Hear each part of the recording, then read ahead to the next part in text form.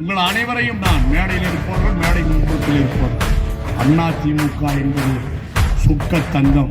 அதை காய்ச்ச காய்ச்ச சுத்தமாய் மேலும் மேலும் சுடர்விட்டு பிரகாசிக்கும். என்றைக்கும் அதிமுக என்கிற இயக்கத்திற்கு அழிவே இல்லை. இந்த இயக்கத்தை என்னுடைய தலைவர், புரட்சி தலைவர் எம்ஜிஆர் தொடங்கிய நேரம், அவர் கொடியை அறிமுகப்படுத்திய நேரம், அவர் கொள்கையை அறிமுகப்படுத்திய நேரம் சுக்கிர திசை. இது 10 அடி கீழே போனால் அதிமுக 100 அடி மேலே போகும். இது ஏழை மக்களுடைய வாழ்க்கைக்கு இடிவெளியாக இருக்கிற கட்சி, நாட்டு மக்களுக்காக உழைக்கிற கட்சி அதிமுக.